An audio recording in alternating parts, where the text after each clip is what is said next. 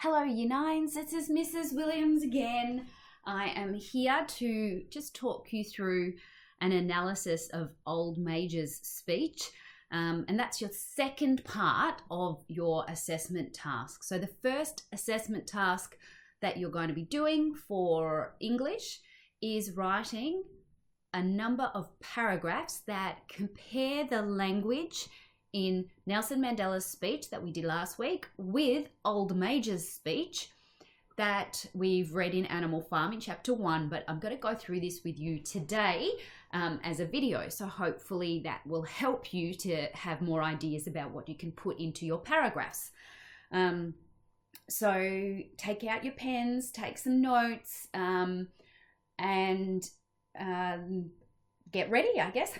So we're going to start with looking at that very first line.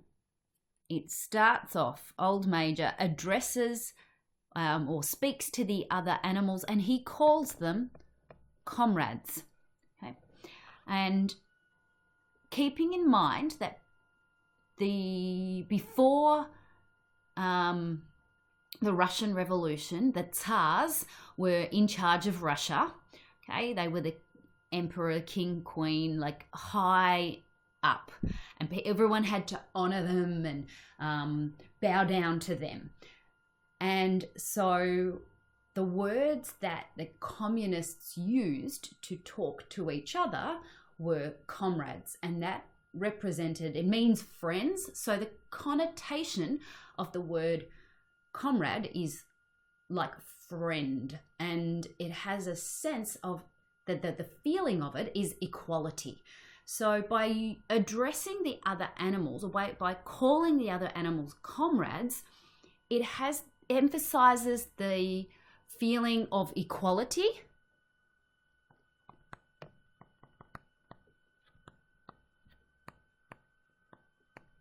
So it's saying that unlike the kings and queens and the tsars and tsarinas of Russia, we're all equal. And so Old Major is talking about, the wisdom that he's got in his life. And he comes down the second paragraph. Look at this line here. Our lives are miserable, laborious, and short. Okay.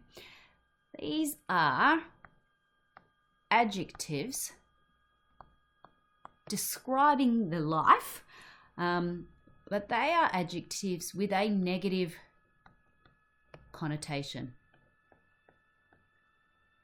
So by describing our lives, and interestingly, our lives is an example of inclusive language. It's not your life, but it's all of our lives. Miserable, laborious, and short. That is emphasizing, or that's making the listener aware that the negative aspects of their life. So it's creating a sense of sympathy,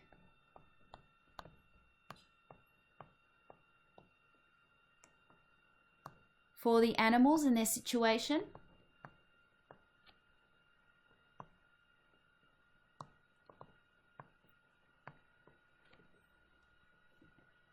Okay. And later on that paragraph, so the whole idea here is there's impression that's created that Old Major is trying to create the impression of a really hard life that the animals have. So he's doing that through a number of choices. One choice is these adjectives, negative adjectives. The next choice that I noticed is here, later on in the paragraph, the very instant that our usefulness has come to an end, we are slaughtered with hideous cruelty. This verb, slaughtered, to slaughter, it has a real sense of violence. So the connotation of slaughter is like a murder, but a heartless murder. So it's not just we're killed, but we are slaughtered. So the verb choice here has the connotation of heartless murder. And that again helps to create this impression of a really difficult life. So Old Major is appealing to the animals to see how hard their life is. And the description here, hideous cruelty, again, creating an impression of hardship, difficulty.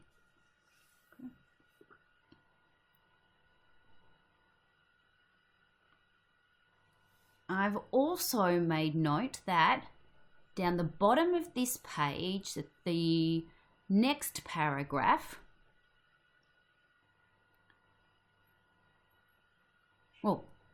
this paragraph still, no animal in England is free. The life of an animal is misery and slavery. This technique here is a metaphor.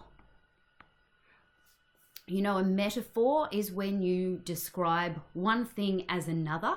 So you say, my mother is a dragon, and we all know that she's not really a dragon, but that kind of creates a picture or an image in our minds, so we clearly understand what she's like. Well, this one is the life of an animal is misery and slavery. So it's describing the life as slavery. It's really having a picture in your mind of what the life is like. And later in the next paragraph, it says here, the soil of England is fertile. Its climate is good. It is capable of affording food in abundance. So there is a very positive picture or positive image that's created about England. So the country itself, there's this great image that's created.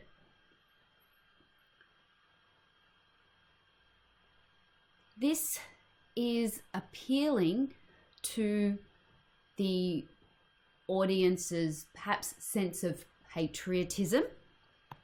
We call that an appeal to patriotism, the love of our country. It's also an appeal to fairness, because it's contrasted.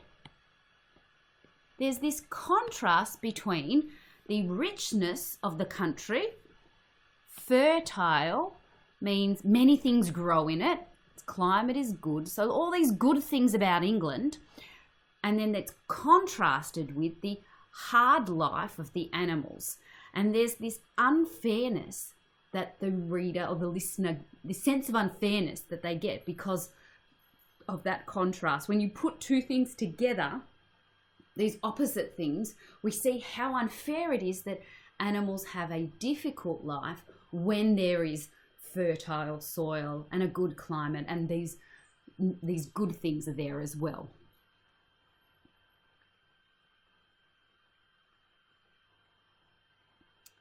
And then it says, why is our life miserable when things in England are so good?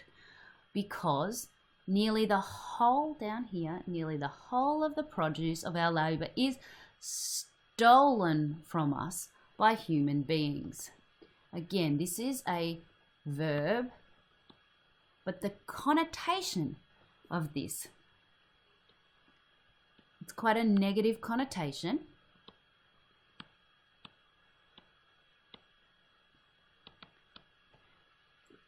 And it shows that the humans are stealing the animals' food and the animals' hard work. Again, it appeals to sympathy and appeals to the sense of fairness. We recognize how unfair it is that someone is stealing from the animals. And then it continues with saying that man is the only enemy we have. Okay?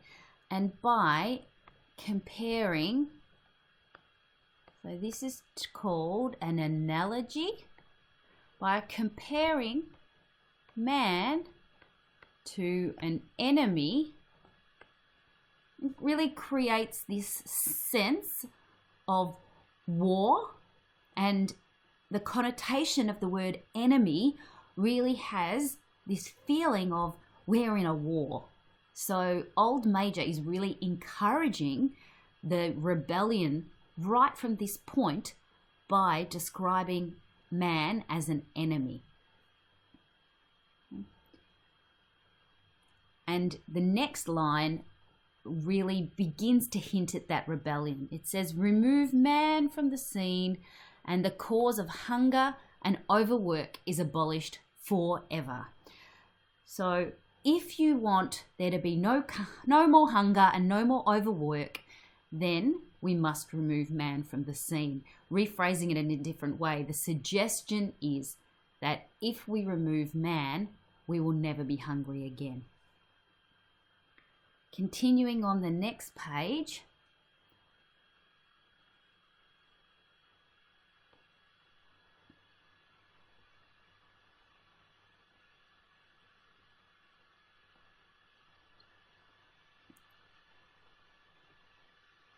I really like this, all the evils of this life of ours spring from the tyranny of human beings. It's down here. All the evils of this life of ours spring from the tyranny of human beings. Tyranny. The word tyranny has these connotations of corrupt, evil. So again, it has negative connotations. Get rid of man and everything from our labour would be our own. Overnight, we could become rich and free. So there's this appeal to the audience to join the rebellion if they want to be free and rich. So the words rich and free both have really positive connotations. So life without human beings is described with positive adjectives, rich and free. Life with human beings described with negative adjectives. So there's this contrast again that appeals to the audience. Well, what must we do? Questioning, the technique of questioning the audience. Well, we have to work night and day, body and soul, for the overthrow of the human race. There's a bit of poetic language there, using these two phrases, night and day, body and soul. So that's poetic language. It's a bit of a rhythm that helps it stick in our mind. Okay, so the effect is that it helps us to remember. And the message is rebellion, rebellion.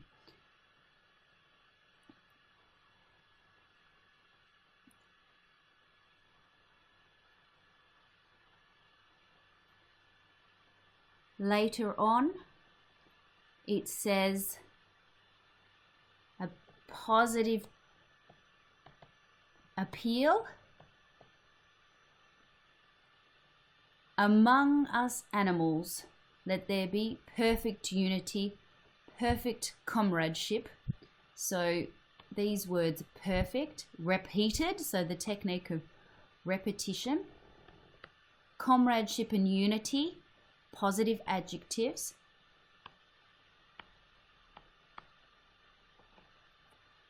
And among us animals.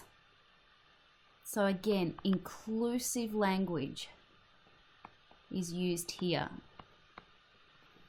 Us animals, all men, them. Exclusive language, so we're excluding men by using the third person. They, them.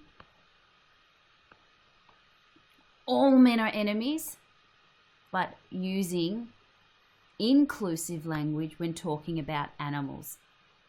Us animals, our future. All animals are comrades.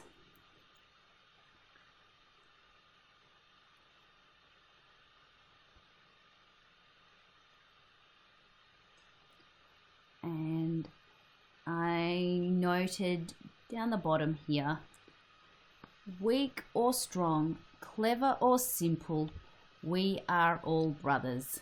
So we have this repetitive pattern again, the two phrases, weak or strong, clever or simple, a use of poetic phrasing. So language, a bit like a poem, poetic phrasing. And inclusive language, we are all brothers.